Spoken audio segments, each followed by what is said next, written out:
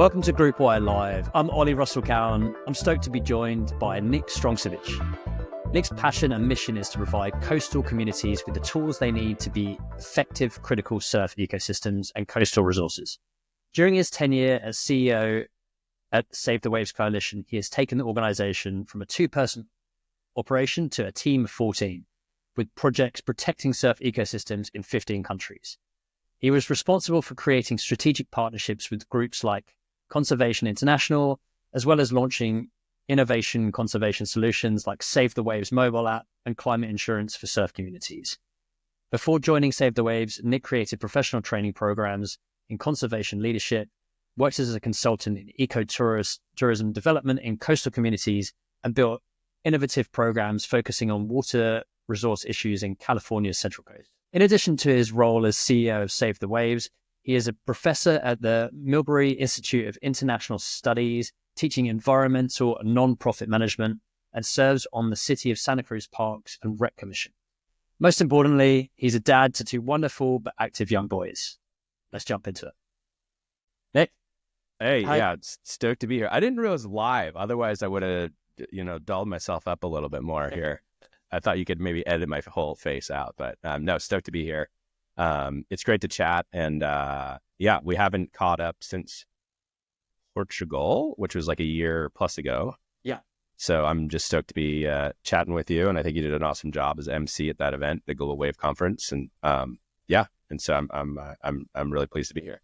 Thanks for having me. I mean, it was an awesome event, and I really liked how it kind of went across the different areas of Portugal, and I guess it's become a bit of a hub now with Nazaré and the whole scene. I mean, we're in winter at the moment. I was up there a couple of days ago, and Oh, nice.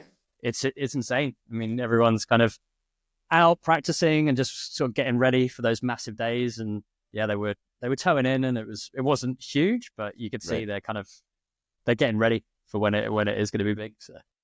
Yeah, it's odd how Portugal became sort of the surf hub of the world. They kind of just reached out and grabbed it. Like, they have the Big Wave Awards. They've got like a couple of contests that are pretty sturdy. Like that QS they have in Ericeira is pretty insane for a QS. Like, we have, in Santa Cruz where I live, we have the Coldwater Classic, but it's like so. It's not what it used to be. And now, like, you have this like QS contest in Ericeira, and it's like, like the Minister of Tourism's there. There's like all the old pros are there. Like, it's insane, and the level of surfing is really high. So it's just kind of odd how it started to shift, and Portugal's like put surfing at the heart of their tourism effort. And you're like in the water there, and there's people from all over Europe. It's just become this hub. You're like, hey, where are you from? The guy's like, I'm from Belgium. And you're like, whoa. Another guy's like, I drove here from Denmark. And you're like, what the?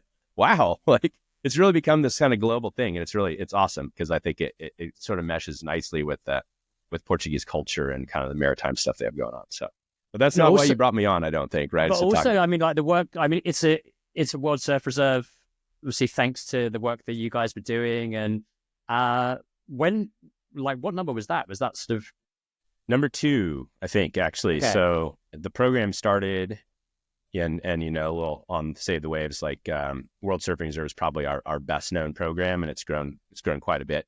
That program launched in like 2009. So the first kind of dedicated site was Malibu, and so I think there's been a lot of learning since then. And then the second was Ericeira, and it's which is just north of you there, right in Lisbon. It's a gorgeous coastline. For those who haven't been there, some of the best waves in the world, just all kinds of different levels. Like, if you want really fun long point break, they have those. If you want to just get scared out of your mind with like the slabbiest, fastest, craziest, shallowest barrel ever, they have that too. Like, it's really amazing. And I think what's cool about that is the way the program started was really this sort of celebratory award and recognition of really outstanding surf breaks. Mm-hmm. And then it's really morphed into this mixing kind of that pride of the place, the tourism that supports it, but with really, really serious conservation. And that's what's been interesting about Ericeira, is the World Surfing Reserve became the mechanism it was really kind of like at the middle of their tourism efforts. So they kind of rebranded everything and they glommed on to the World Surfing Reserve. And so you go there and it, like it says World Surfing Reserve everywhere. And they use this marketing component to it to really like bring people there. But then the municipalities really turned around about how do we ensure conservation of those resources? And that's what's been such a success story. I don't think it's told a lot, is like early on, like it brought a lot of people, but then they had to figure out how to manage that. So some of the management of the boom in tourism has been there, but then also like, it's been rapidly developing, but the municipality like stood up and bought a huge piece of land to sort of protect it and keep it as open space, sort of in between Ribera Grande there. I never can say it how they say it. It's Ribera Grande, that's how it's said. And a couple of those other ways to really guarantee the sort of protection of the surf ecosystem. And they've just continuously done that on the marine side as well, and looking into some of the protection of kind of in the marine protected area direction. And it's been really neat to see the sort of where, it's more crowded than it was, but where you've married tourism and conservation really effectively. And I think, and Ilya is a really good example of that.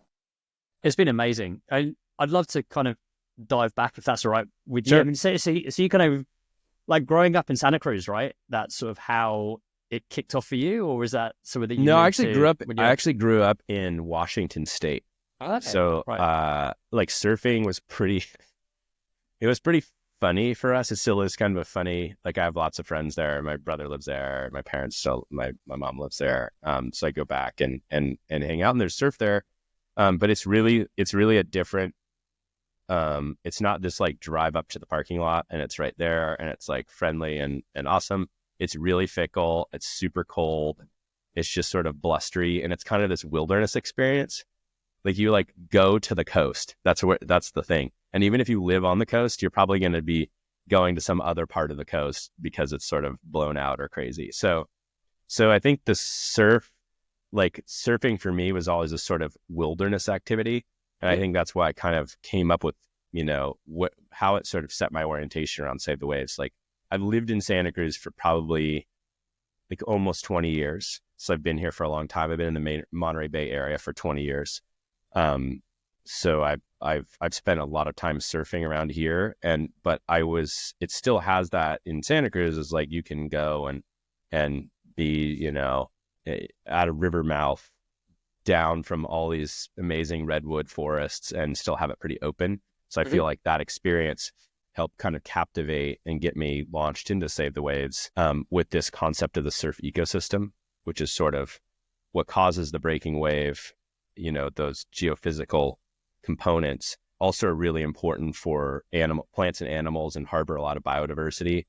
And then there's people that are really like derive a lot of benefit from those places. So thinking about it as an ecosystem, I think came from that experience of sort of like this sort of wilderness surfing of Washington State where I grew up. Yeah. And do you think, I mean, for you personally, was it always linked to that surfing element, how you got into conservationism, or did that come later? It's a good question. I think it was all kind of part and parcel. I mean, growing up, like, my parents were teachers and my dad was a commercial fisherman in Alaska. So we spent like a lot of time. And when I was a really little kid, we lived on a little island and our only way to get there was with a boat. There was no ferry or anything. So I kind of think like those experiences were just sort of like, here is I think it was like that experience being early, and then growing up, like when I was in high school, it was more of like a suburban existence there, but seeing things like I would go to the creek that I knew went to the ocean because it wasn't that far away. And yet people had like, all of a sudden there was a new, like parking lot over the creek.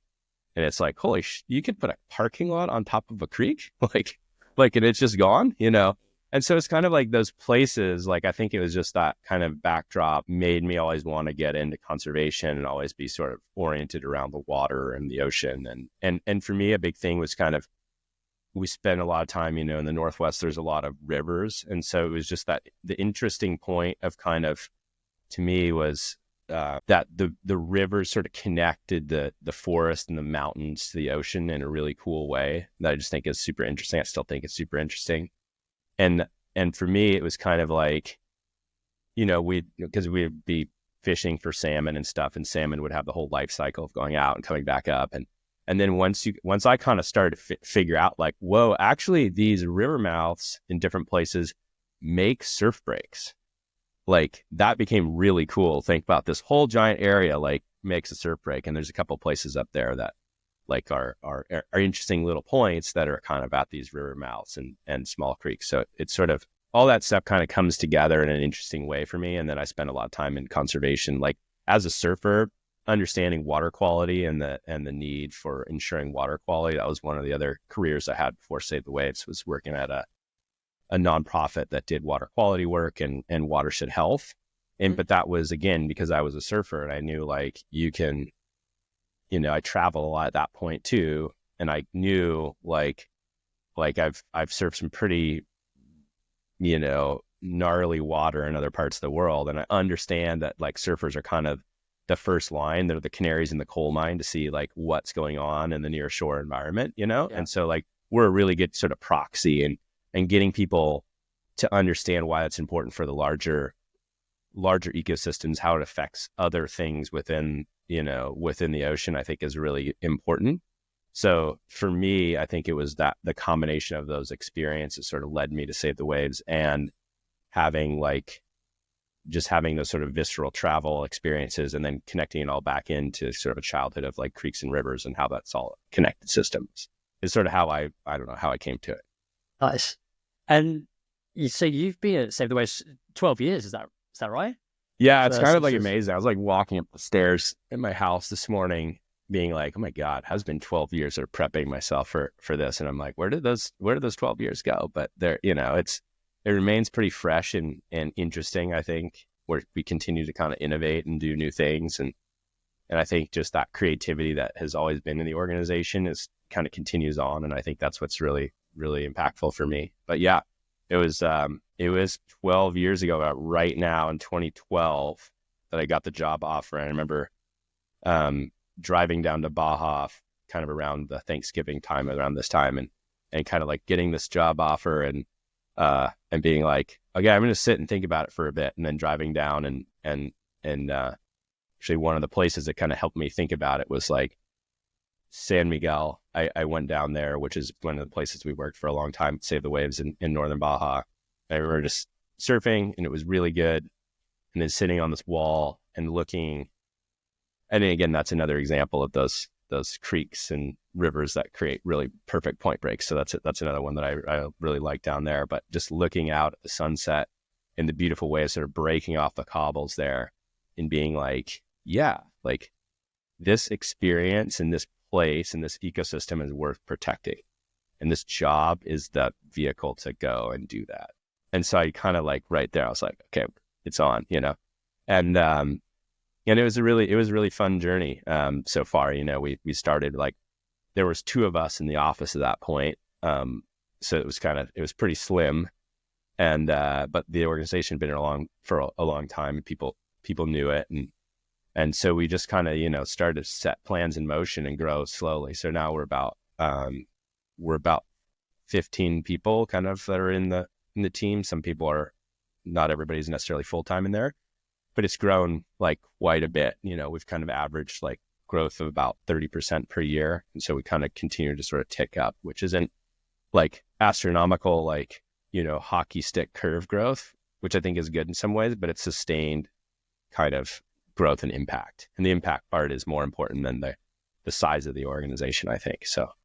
And how did you focus at the beginning? Like when there was 2 of you, like you'd be getting there'd be so many things you could potentially get involved with, right?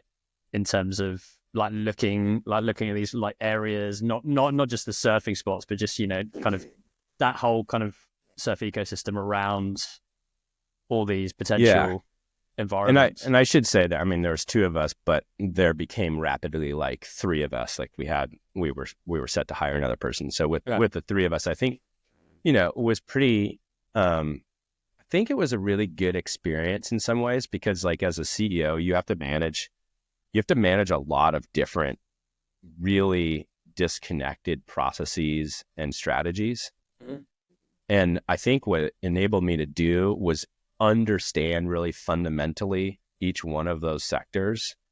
Because I think if you don't understand it, the sort of strategy and direction for that kind of vertical doesn't work. So for us now at Save the Waves, we sort of have we kind of have this, our main pillar is impact and programs. So how do we execute that impact? That's the question. We have obviously a communication sort of platform is how do we tell people about what we're working on? How do we bring in new people into the coalition? How do we tell the story of our victories? How do we, present the opportunity, the impact, and our pathway forward to the larger world of having value? So I think it's just and that's a combination of storytelling, presence on social media, the design work that we do, the website, all this different stuff. And then similar with fundraising, right? So we have a fundraising kind of vertical, and philanthropy is how do we fund this impact, right? So it's sort of, how do we do our impact? How do we talk about our impact? How do we sustain our impact? And then the fourth one is sort of the operational part. How do we run the organization, the business part of it, right? How do we have the right people there? How do we have the right policies? How do we have the right board of directors? How do we make sure that, the income is greater than the expense? All those types of things. And I think going back to your question, there was a point where I did all of that. I started the Instagram account for, Save the Waves, and I was awful at it, but I learned the nuts and bolts of what to do. Or I think at one point, I was doing small videos and editing the videos, and please, hopefully people don't go back and find those videos because they're terrible. It's or a newsletter that goes out the end of the year, or the website copy, or or down I was way more involved in programs. So I'd be meeting with, government officials in Indonesia or Mexico or whatever, right? And then the fundraising, I was writing the grants, I was, soliciting donations, I was doing all that stuff. So it felt like it's super overwhelming. It's not scalable. But I'm glad that I had the experience, because I got to know every aspect of it really well, which I think is important. That's kind of as a CEO, because some of it I hadn't done before. I hadn't done I'd done budgeting for projects and programs and conservation, but I hadn't done org-wide budgeting, or I hadn't managed a board of directors or things like that. And I still do those things, that's really in my wicked. But at least you get. I had this experience as I would call them as my internship years, I kind of got to have an internship in all the aspects of the organization, so that when people are dealing with it that are actually good at that stuff, and they're hey, we have this issue, at least I'm fluent in the language that they're dealing with. And I think that's a really important part as kind of a CEO, is to be able to kind of understand the language of your people in each of the sectors that they're in. So that was kind of early days. And then you can kind of now sort of let them run with it, and whether that's and ideally everybody's better at that stuff than you are. You should be I always try to kind of be the worst person at at whatever it is in the organization. Is I should just be the worst at it, right? And I shouldn't do it. A friend and a mentor and supporter of Say the Waves told me one time he'd scaled a really big organization from a similar 3 people garage thing to hundreds of people. And it was well, how did you do that? How did you make that jump? And he was well, I would just build something and then I'd give my Legos away. And I just loved that analogy. And so I sort of stuck with that for a while. It would be I'll build stuff maybe on the front end, and then I'll kind of give my Legos away to somebody else who could do it better, And so that's kind of what I'm trying to do at this point with Save the Waves. And is there, still kind of looking at all the different projects all over the world? You must be traveling quite a bit. Yeah, this year was a pretty intense travel period, which is hard. I have a young family, so I'm balancing family and travel. But I was in the UK, I was in the Netherlands, I was in Costa Rica, I was in Mexico, in Salina Cruz, I was in El Salvador twice, I was in the Azores, I was in New York for like Climate Week and stuff like that. So it's pretty intense like travel year this year, and probably next year is sort of similar. What's going on? I'm probably like I do find it really satisfying to just really the project work, like on the ground meeting with partners, because I feel like that's where it's kind of recharges your batteries of like why we're doing this. And we have so many great partners. I mean, that's another thing about Save the Waves is that like it's sort of it's an amazing coalition that we have, and the work never happens alone. Like there's no project that Save the Waves does that's just like Save the Waves parachuted in, we're doing this thing and we're the only ones doing it. It's always a collaboration with multiple people. And so that part, I think, helps us punch above our weight, because you might hear about the story of the success from us and how we're like hyping it, and all this great work we did. But that work is always predicated on a whole bunch of efforts by people on the ground that also care about that place. So everything ends up having, like, for the work that we put in, it usually has, 5 to 6 other actors, whether they're NGOs or governments or surf community or whoever, who are doing a lot of stuff on the ground that's helping it move forward as well. And so that we're just gluing it together, putting building that coalition, building the trust, setting the vision, setting the pathway, providing additional resources. But a lot of that comes from the local communities that really see that what they love is maybe in danger or could be in danger in the future. And they're willing to step up for it. And I think that's what's so invigorating about the job for me, is just like interacting with those folks. It's like those are the actual heroes of this work. And so for us, it's like, people are always like, well, if you give me $1, where does it go? And like, it's just going to this overhead and staff time and things like that. And like, yeah, that's important. But I think it's also like, what's the return? I kind of say the ROI, the return on impact. So like, what's that impact for that result of the dollar, which may not just show up in the P&L that you look at or the numbers that you look at on the back end. And so I think for us, we're able to have this kind of outsize, like if you look at the organization, it's still pretty small comparatively, but I think it punches above its weight because of that model. And that model is really intentional. And I think our job now is to just improve how we are as a partner for those local communities, that love and depend on surfing, and just do a better job, work with more places, and really like boost those folks up. And would it would get initiated with that local community who would say, hey, look, like we got to protect this, and then you'd be working, for example, say with other NGOs, whether it's like a Surfrider Foundation or Surfers Against Sewage in the UK, for example, and then obviously other kind of entities would then get involved too. Is that kind of? Yeah, I mean, we have a couple of things like where like we get a lot more demand than we can even handle, to be honest with you.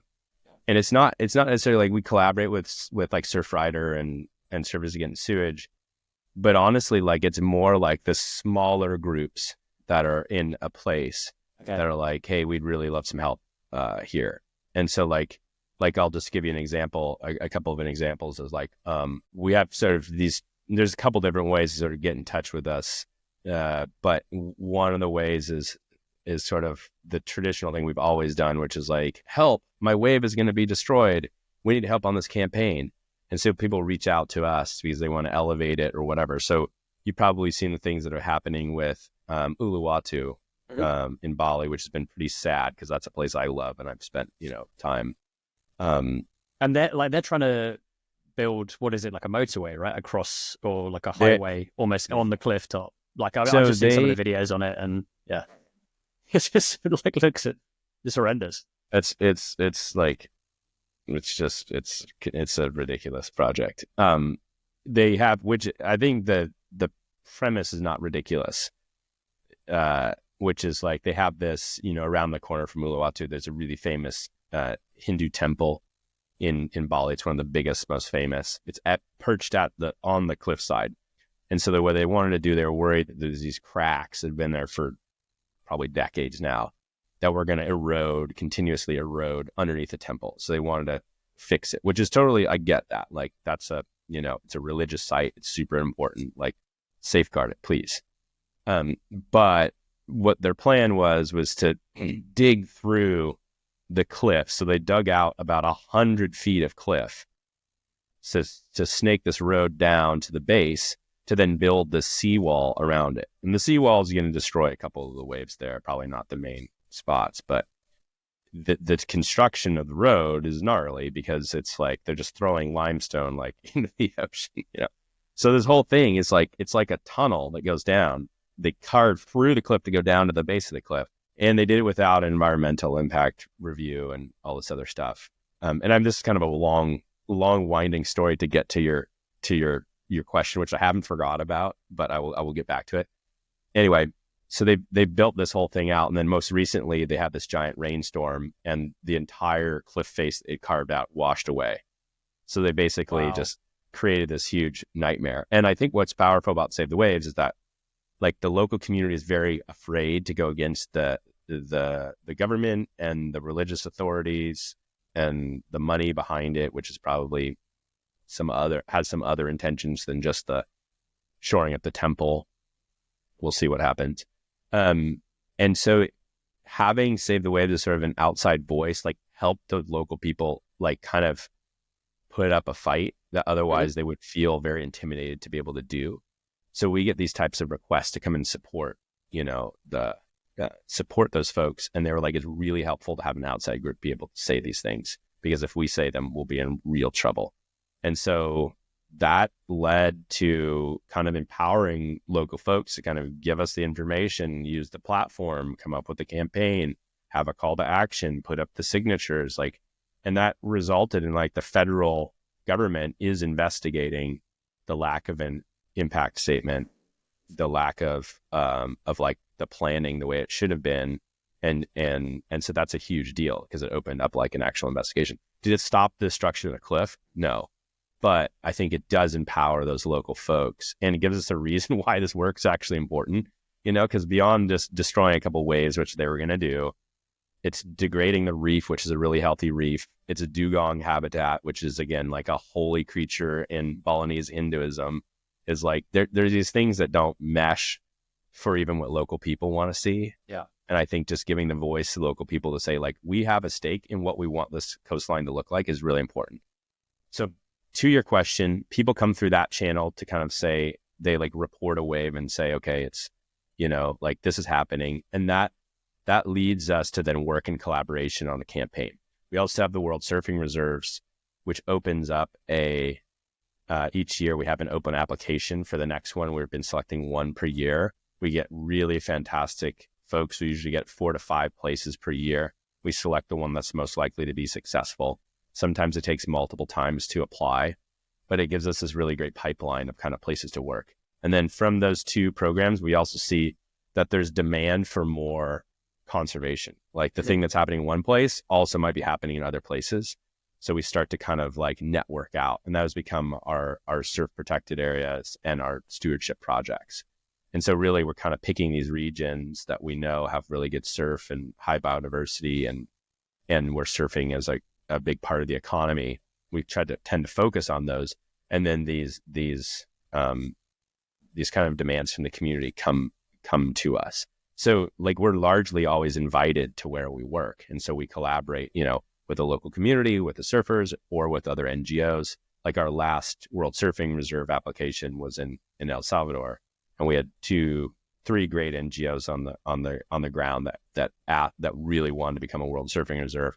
Spent a lot of time of their own time working on it to build out the plan of the area they wanted to protect. And those were ADETCO, which was the local group of all the sustainable tourism businesses, Paso Pacifico, that's a great Central American conservation NGO, just a fantastic operation, great partner.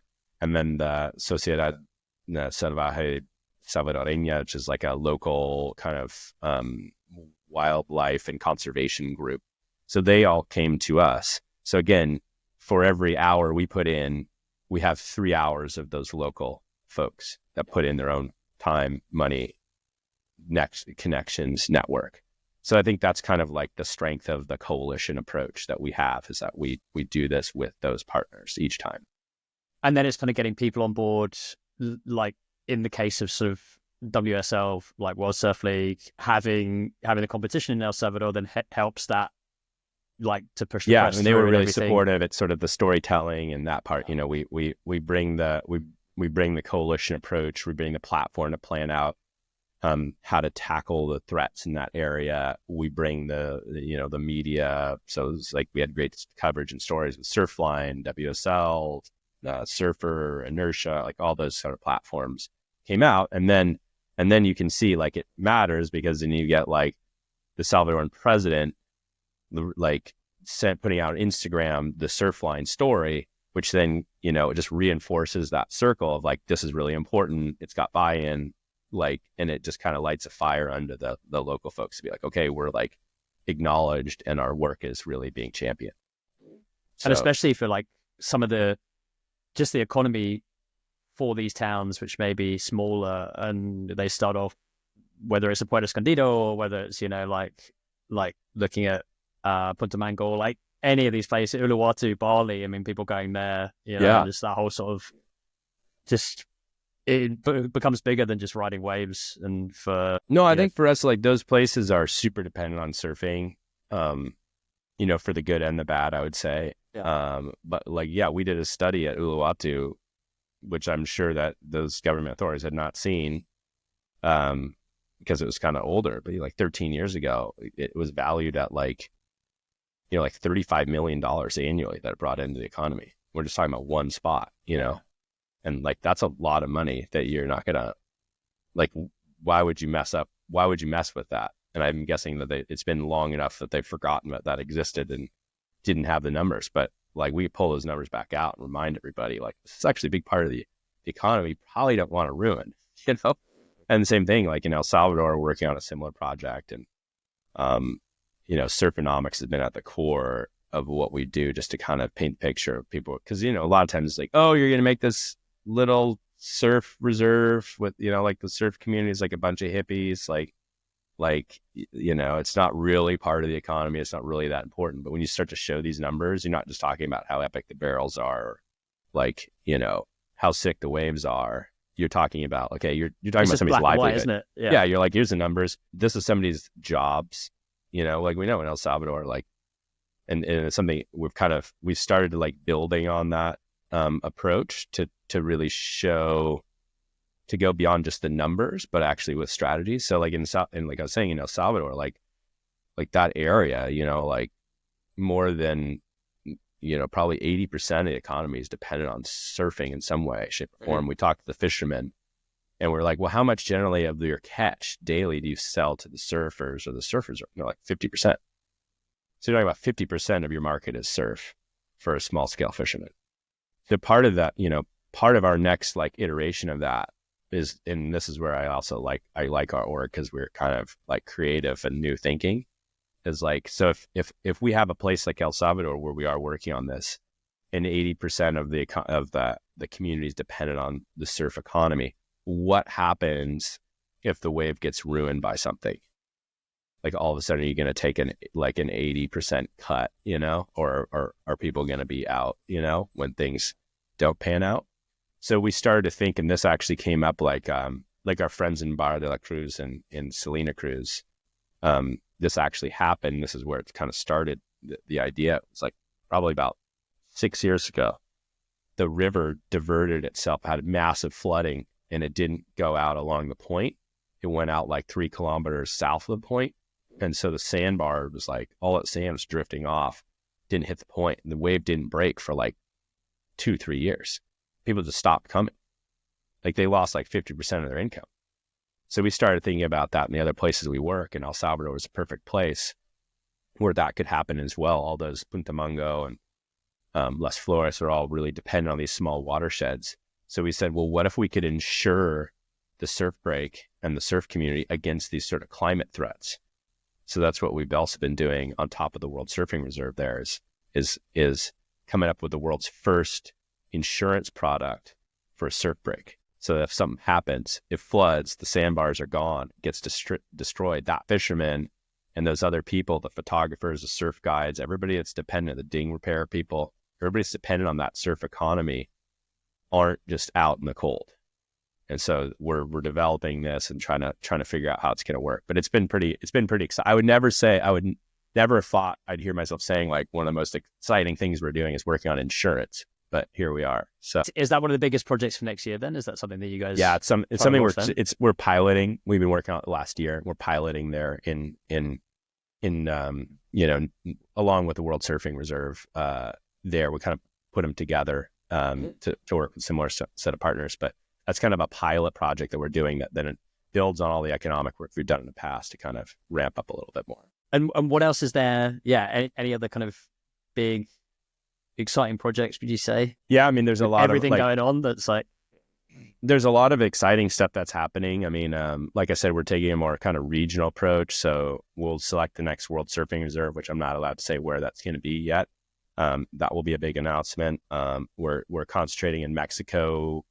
A lot of the work we've done on the previous campaign of Punta Conejo is a real proposal in front of the Mexican government as a protected area of like about 1,100 acres of free surf breaks and a lot of mangroves. So extending that, continuing to work in different places in Mexico with the same approach, working in the Azores. We've been part of this big marine spatial planning process that got approved as Europe's largest marine protected area last year. And now they're going to start the zoning for the near shore part, which will be identifying all the surf breaks within the archipelago and saying, okay, these might have special zoning, so we're not gonna mess with the breaks. Because actually, in the Azores, they've lost a lot of surf breaks just from a random development that was totally unnecessary. So how to give it that credence on like, yes, these surf breaks have value and they should be protected under this legislation. Continue to work in Costa Rica on kind of similar things. How do we branch off from the World Surfing Reserve in Playa Hermosa, but also to other places in Costa Rica? So that's been a big that's been like a huge thing. Continuing in El Salvador, we have got a great partnership with Conservation International, so exploring the work in Indonesia on similar processes of just protecting surf breaks either legally or through World Surfing Reserves or through those kind of bigger projects where there's an issue with a campaign or with a bigger kind of stewardship project. But yeah, I mean, it's an exciting year coming up. We have a lot on our plates, and we still have like people coming to us and being like, can you get involved? So, we have like a bunch of interest from people in South Africa, but we want to make sure we're not biting off more than we can chew and over promising and under delivering. So it's a cool position to be in. And I'm excited for the next steps. Cause I think it's weird. We've been talking about this so long, but people are starting to see it as a real next step, as being kind of an important resource to protect. An important part of the conversation in ocean conservation is it's not all just fishing and fisheries. There's other uses that people have of the ocean, and surfing is this growing one now that's an Olympic sport. Now that we have this boom during COVID of so many more people that are practicing it, and the value they're deriving of that, like how much it makes people's lives better individually. I just sent over a paper somewhere that came out, from the scholarly side, but it was like long-term study of the effects of surf therapy on veterans and the impact it has on PTSD is like measurable within a scientific paper. So you can actually say like surfing has this benefit that we all know as surfers, like it makes us feel good. You get out of the water and you're having a shitty day and like you come out and you feel better, right? That's actually a thing that you can quantify now, which is amazing to me. I don't know how they do it, but that we know that there's like these cognitive benefits for people. So it's exciting. That's awesome. And if people, like everyone out there listening, what's the, like, if they want to get involved, what's the best way? I think the best way to get involved is like, come visit us at savethewaves.org, sign up for our newsletters, follow us on social. And then there's a number of other things that you can do. Like obviously donations are helpful. So that keeps the motor going. So if people want to contribute, that's awesome. And then there's other ways you can start to be more active. We have Save the Waves mobile app. So we actually use the surfing community to gather data around what's happening to surf breaks. That's a great thing to download and be involved with. And then we have a number of campaigns that come out, and we always need signatures on those campaigns. So there's lots of actionable steps. And then if you want to get even further involved, we're unrolling our film festival again, which travels around has stories of sort of surf adventure conservation. We did about 20 stops last year, and we make it available. People want to host it. So if you want to host your own sort of cool movie night, like we have your back. Nice. And with that, would you be doing? So you've recently launched a podcast called The Lead. Would you do any like live episodes like during the? I don't know. Yeah, during the live film? episodes. Like, I could do a live episode potentially. I don't know how to do that. My tech skills are not the highest probably anymore. So I get nervous about it's like, like some people like fear like public speaking. Like I actually fear public technology. Like I'm somehow in control of the technology and it always just seems to like break in the middle of it. But yeah, the lead's been really fun. That's kind of a side project that I think is just built on lessons that I've learned at Save the Waves over the years. And, my kind of thing is like, why don't we open source the leadership lessons? Like if you look at every other sector in leadership, like how you're judged is by the outcomes that you make. And so like other social sectors, like people that wanted to solve, global poverty, like they set these big targets and guess what? Like they actually achieved them. They halved global poverty by 2015. That was a big millennium goal. Like they made steps towards that. And in conservation, we tend to just sort of move the needle. Like we just move the goalpost further away. We used to have this thing like, let's protect 20% of the ocean by 2020. The that years didn't work. just get pushed back. So we just kind of moved it out to 2030. And it's an important goal to have. But I think that we don't hit our goals and we're in this point where we don't get to like fail at conservation, not just in surfing and everything else. But so I think that we could do better in sharing and learning the lessons of leadership from really good leaders that are having an impact. So that's kind of my goal is like, I just want to talk to these people and learn so I could be a better leader and do a better job at my job. And, but like, why should I just hold on to that language when we, those learnings when we could share it and have it be, somebody else is an aspiring leader and one day they listen to that thing and then they become that leader and it goes back to that thing they learned listening to the podcast. That's like my tiny contribution, something else, but I've really enjoyed it so far. It's just been learning for me, I just kind of bootstrapped the whole operation, but we've got great people like Chad Nelson, CEO of Surfrider. We got like Violet Sage Walker just created the largest indigenous managed marine protected area in North America, the Shumash Heritage National Marine Sanctuary. We've got Hugo Tagholm at Oceana, formerly of Surfers Against Sewage, just one with Karen Sack. It runs an incredible organization called Aura. And it's, I don't know how to say it's worth listening to, but the people that are on it are worth listening to. Yeah. So yeah, check it out. The Lead, it's on Spotify right now. And you can just Google that or my name. You'll find it, I think. Nice. And I hope you're getting some time for surfing as well and hanging out with the fam. And yeah, that's the goal. We've had a pretty good surf season so far in Santa Cruz. So I've been sort of really busy up to the run up of the end of the year, but I'm trying to not go anywhere, enjoy what we have here. Just get in the water as much as possible and then hang with the family and my two young boys and my wife and just sort of be outside. Like we're blessed in Santa Cruz that usually we're everywhere else in the world. The weather is getting more terrible. Somehow it gets better here during the winter. It's just nicer. It's not windy. It's, it's cold still, but like, it's just sort of beautiful. So spending the time outside kind of during the winter is one of my favorite things to do around here. So I'm hoping to spend some time in our own surf ecosystems. Nice one. Thanks, Nick. Really appreciate your time, man. And it was great catching up. Cheers. Awesome. Yeah, it was really fun. And I appreciate all the time. And yeah, if people want to hit me up, find me on LinkedIn or wherever. And I'm happy to converse.